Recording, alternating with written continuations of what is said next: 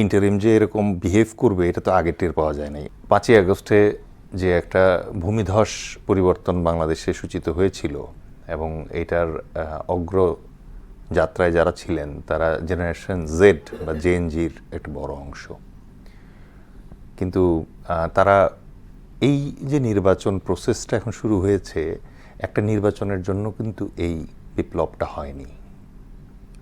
একটা আকাঙ্ক্ষা ছিল যেটা হচ্ছে গুণগত পরিবর্তন এবং কিছু ঐতিহাসিক সংস্কার। যা হোক, নির্বাচনের প্রয়োজনীয়তা একটা দেশের ধারাবাহিকতা, রাজনৈতিক ধারাবাহিকতা এবং অগ্রগতির জন্য অনস্বীকার্য। কিন্তু এখন আমরা যেই নির্বাচনের আবহ দেখতে পাচ্ছি তাতে কিন্তু আমাদের ওই যে জেএনজির ভাই বোন যারা আছে তারা কিন্তু স্তব্ধ হয়ে গিয়েছে।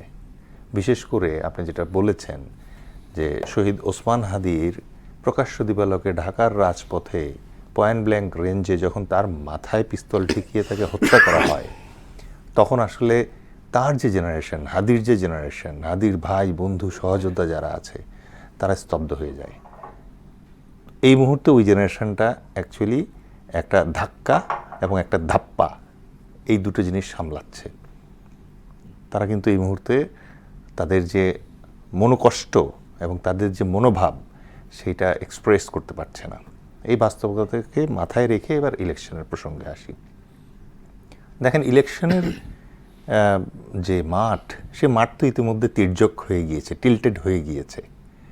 কারণ আমরা প্রকাশ্যে যা দেখতে পাচ্ছি যে একটা বিশেষ দল ইতিমধ্যে এমন একটা হাইপ ক্রিয়েট করেছে এবং যেটা সরকারের সম্পূর্ণ সহযোগিতা এবং নির্বাচন কমিশনের সহযোগিতায় এটা সম্ভব হয়েছে, যেখানে আপনি দেখতে পাচ্ছেন যে অসমতা, লেভেল প্লেইং ফিল্ড যেটা আমরা বলি যে সেটা নাই। হ্যাঁ, একটা নির্দিষ্ট দলের চেয়ারম্যানের জন্য যে পরিমাণ মানে সামরিক বাহিনীর সদস্য সহযোগে নিরাপত্তা বিধান করা হচ্ছে, আরেকজনের ক্ষেত্রে কি তাই আছে?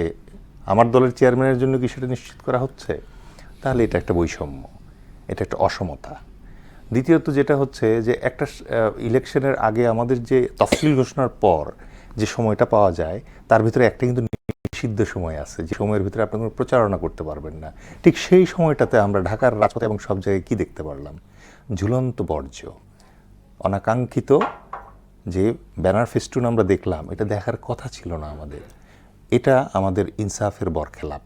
এটা লেভেল প্লেইং যে ফিল্ড আছে সেই ফিল্ডকে টিল্ট করে ফেলে। অবশ্যই এই জায়গাটাতে নির্বাচন কমিশনের অত্যন্ত দৃঢ় একটা অবস্থান নেওয়ার প্রয়োজন ছিল। আজকে বদিউজ্জামান আলম যেটা বললেন যে নিরপেক্ষ তত্ত্বাবধায়ক সরকার ছাড়া আসলে সম্ভবত একটা সুষ্ঠু ইলেকশন করা খুব দুরূহ। তার মানে কি নির্বাচনের 1 মাস আগে এই ধরনের নিয়ে বার্তা দেয়া যে নিরপেক্ষ তত্ত্বাবধায়ক সরকার, মানে এই মুহূর্তে কেন বলা হচ্ছে? এটা আগে এই রিয়েলাইজেশন আসেনি কেন? মতিউর রহমান মজুমদারের কথা বলছেন। কারণ ইন্টারিম যে এরকম বিহেভ করবে এটা তো আগে টের পাওয়া যায় নাই। সবাই তো ভাবছিল যে মানে আমরা যেই খাঁচা থেকে বের হয়ে আসছি, প্রশ্ন সামনে নিয়ে এসে একজন রাজনৈতিক বিতর্ক তৈরি করা, 2018 নির্বাচনকে পিছানোর একটা কৌশল। কেন নির্বাচন পিছাবে? আমরা তো নির্বাচন করতে চাই।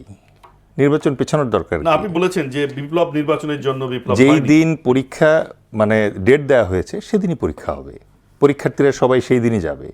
কিন্তু পরীক্ষার হলে যাওয়ার পথে যদি আপনি কাউকে কাউকে থামিয়ে দেন এবং পরীক্ষায় দেরিতে পৌঁছানোর ব্যবস্থা করেন, সেটা তো নির্বাচনের কোনো সমস্যা না।